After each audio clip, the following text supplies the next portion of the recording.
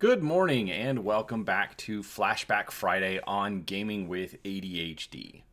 In today's Flashback, I wanted to take a look at a game that I received around the year 2000 while working at a local game store.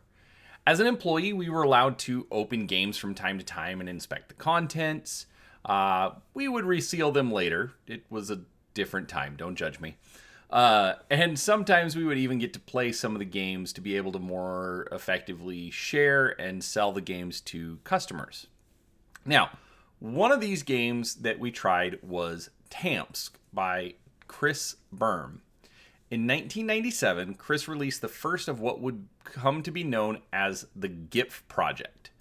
GIPF is an abstract strategy game where players add and move pieces around the board, trying to capture opponents' pieces until one player has no pieces left to play. As the designer released new games, they would include new pieces that could be integrated into games of GIPF. Unfortunately, while popular, I never got into GIPF, but I loved TAMSK and its unique strategy. So today I wanted to show you how TAMSK plays, and then give you some thoughts on why I still think it holds up after more than 20 years. But before I get started, make sure you click the subscribe button. I try to cover all sorts of games from board and card games to miniatures to everything in between. And I would love to have you come along while I, share off my collection. So, without further ado, let's take a look at TAMSK, and I will show you how it plays, and then I'll give you some thoughts. So, it is a bit of a large box, but it is actually a small game. So, the game consists of this platform here. Now, as you can see, these cylinders all sit at different heights. And those heights correspond to these plastic rings. The outer ring is one ring high. The inner ring is 2. The next ring is 3. And the center cylinder is 4. Now, we have our board, and each player starts with 3 sand timers in each corner of the board. I do not know the specific timing on the sand timer, but for these purposes, that's not important. There's also one extra sand timer that runs at about 30 seconds. Now I'll just set one set of rings there to the side to show you how this works. So, when the game starts, each player needs to move one of their sand timers. The way this is done is once the player has picked the space he's going to move to, he's going to pick the sand timer up and turn it over so that the sand starts moving. Now, at that point, he or she can, if they want, place a ring onto the board like that.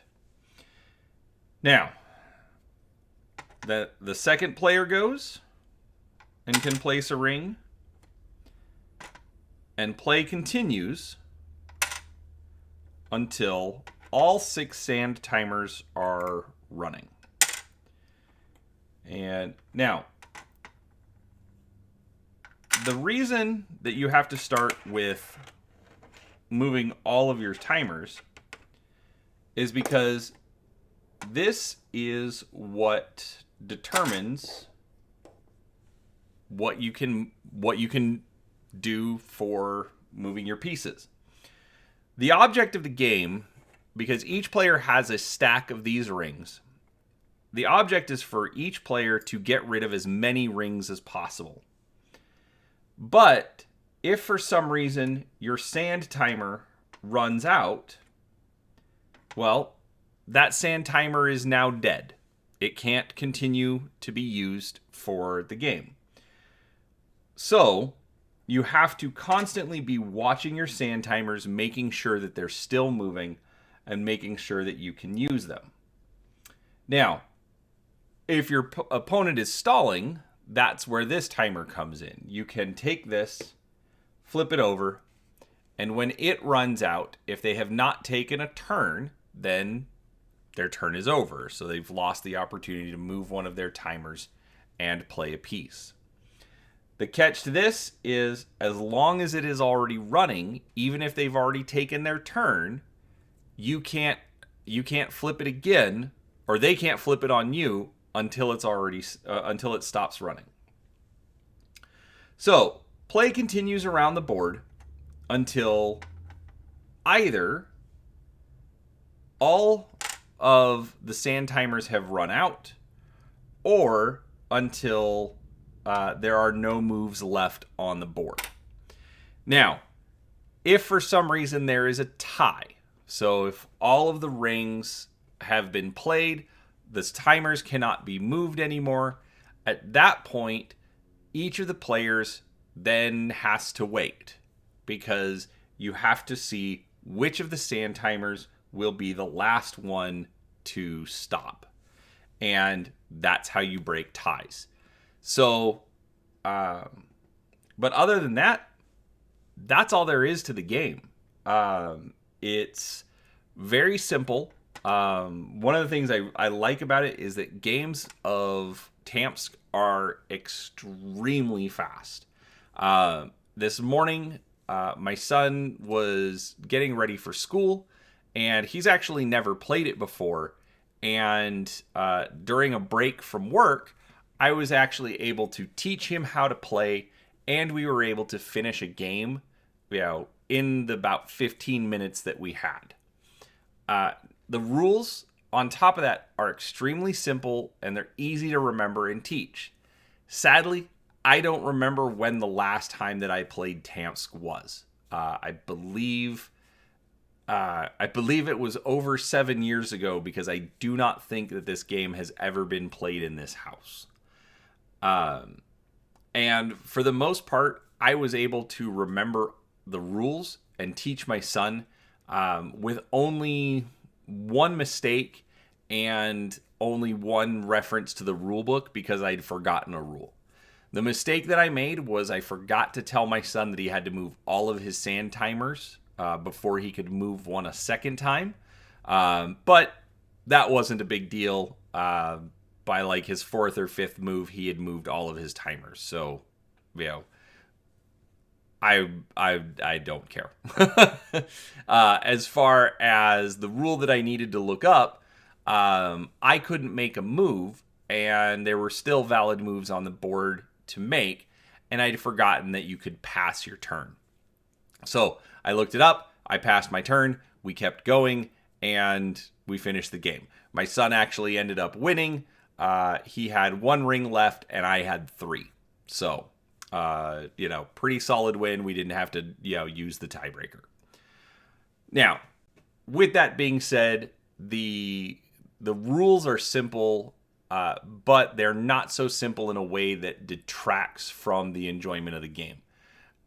Especially for me, somebody with ADHD and constantly having my brain pulled around in different directions, TAMSK actually is fairly easy for me to follow, because I'm constantly jumping around, looking at the different sand timers, looking at my opponent's sand timers, looking at different places on the board. So, the constant bouncing honestly doesn't really distract me. I actually find it exciting.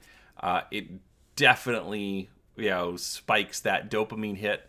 And because of the fact that the game plays in less than 15 minutes, it is something that I can focus on.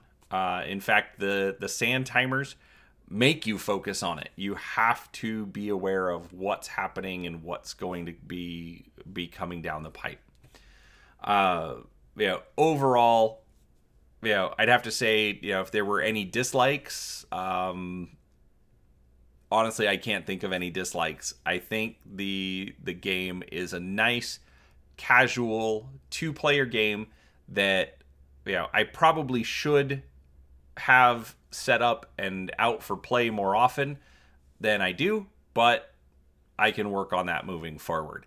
Now, I will give a correction. There is one thing that I do dislike about this game, and that is the fact that it is currently out of print. And from what I can tell, it will not be returning either. I looked it up, and currently the game does go for north of $200 on eBay. And no, you can't have my copy. So, sadly, with that being said, the designers and many players felt that TAMSK did not fit with the GIF project. And so in 2007, it was removed and replaced with the game Tzaar, Tzaar. It was supposed to stay in print after that, but from the research that I was able to do, it appears that the cost was too high, and so at some point it was discontinued completely. Reasons seem to range from the fact that serious gamers didn't like it. There is or at least was a tournament scene for GIF, and the tournament players did not care for TAMSK from what I can see. But it also ranged to the game being too expensive. One of the reasons which made sense to me after I read it was the difficulty in acquiring the proper sand timers.